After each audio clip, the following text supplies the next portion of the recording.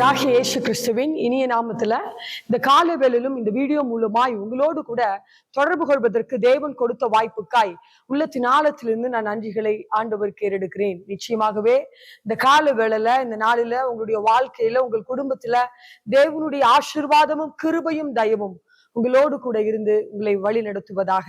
ஒருவேளை இன்று பிறந்த நாளை திருமண நாளை நீங்கள் அனுசரிப்பீர்கள் என்று சொன்னால் நிச்சயமாகவே இந்த நாள் உங்களுக்கு ஒரு ஆசீர்வாதமான நாளாய் இருப்பதாக. இன்று நாம் தியானிக்க இருக்கிற வசனம் 2 நாளாகமும் 20வது அதிகாரம் 20வது வசனத்தின் பின்பகுதியை வாசிக்கும் போது இங்கு யோசபாத்து யூதாவின் ஜனங்களை பார்த்து சொல்லுகிறதாய் சொல்லப்படுகிறது. உங்கள் தேவனாகிய கர்த்தரை நம்புங்கள், அப்பொழுது நிலைப்படுவீர்கள் என்று சொல்லி யோசபாத் யூத ஜனங்களை பார்த்து எருசலேமின் குடிகளை பார்த்து சொல்லப்பட்டதாய் சொல்லப்படுகிறது நம்ம பார்க்கிறோம். இந்த நாளில ஆண்டவர் இந்த வசனத்தின் மூலமாய் உங்களோடு கூட என்னோடு கூட பேசுகிறவராய் இருக்கிறார். அவரை நாம் நம்புகிறவர்களாய் இருக்க வேண்டும். நம்முடைய நம்பிக்கை யார் பேர்ல இருக்கிறது? ஒருவேளை ஒரு குறிப்பிட்ட ஒரு சொத்தோ ஒரு ஆசீர்வாதமோ ஒரு உயர்வோ ஒரு பிள்ளைகளோ இருப்பார்கள் என்று சொன்னால் உங்களுடைய என்னுடைய நம்பிக்கை அவர்கள் பேர்ல இருக்கிறதா இருக்கக்கூடாது. ஆண்டவர் சொல்றாரு, எந்த சூழ்நிலைகளில இந்த கால வேளையில இந்த வீடியோவை நீங்கள் பார்த்து கொண்டு இருக்கிறவர்களாய் என்னோடு கூட இந்த வசனத்தை நீங்கள் தியானித்துக் கொண்டு இருக்கிறவர்களாய் நீங்கள் இருப்பீர்கள் என்று சொன்னால் ஆண்டவரை நாம் நம்புகிறவர்களாய் இருக்க வேண்டும். ஆண்டவர் இந்த சூழ்நிலையில என்னை நடத்த வல்லவராய் இருக்கிறார், என்னை நடத்தி செல்ல வல்லவராய் இருக்கிறார். இப்படிப்பட்ட சூழ்நிலைகளில எனக்கு ஒரு ஆசீர்வாதத்தை அவர் செய்வார் என்று சொல்லி நீங்களும் நானும் அவரை நம்புகிறவர்களாய் இருக்க வேண்டும். இந்த வசனத்தை நாம் தியானிக்கும் போது மோவா புத்திரரும் அம்மோன் புத்திரரும் இந்த யூத ஜனங்களுக்கு விரோதமாக வருகிறதை யோசபாத் கேள்விப்பட்டு ஆண்டவரிடத்துல மன்றாடும் போது அவர் சொல்லுகிறார், நீங்கள் ஆண்டவரை நம்புங்கள், நீங்கள் நிலைப்படுவீர்கள் என்று சொல்லி யூத ஜனங்களை பார்த்து சொல்லுகிறதாய் சொல்லப்படுகிறது. நம்ம கீழே உள்ள வசனங்களை தியானிக்கும் போது அவர்கள் பாடி துதி செய்ய தொடங்கின போது அற்புதம் நடந்ததாய் நம்ம பார்க்கிறோம். இந்த நாளில உங்களுடைய நம்பிக்கை ஒருவேளை நம்பிக்கையற்ற சூழ்நிலைகளில இந்த கால வேளையில் ஆண்டவருடைய சமூகத்துல நீங்கள் நிற்பீர்கள் என்று சொன்னால் ஆண்டவரை நீங்கள் நம்புகிறவர்களாய் இருக்க வேண்டும். வேதம் இப்படியாய் சொல்லுகிறது. எரேமியாவுல நம்ம வசனத்தை வாசிக்கும் போது 17வது அதிகாரத்துல வாசிக்கும் போது கர்த்தர் மேல் நம்பிக்கையாய் இருக்கிற மனுஷன் பாக்கியவான். அவரையே நீங்கள் நம்பிக்கையாய் இருக்கும் போது அவரையே நீங்கள் நம்பிக்கையாய் கொண்டிருக்கிறவர்களாய் இருக்கும் போது நிச்சயமாய் உங்களுக்கான நன்மைகள் கடந்து வருகிறதா இருக்கும். நம்பிக்கையற்ற சூழ்நிலைகளில் இந்த நாளில் இருக்கிறீங்களா?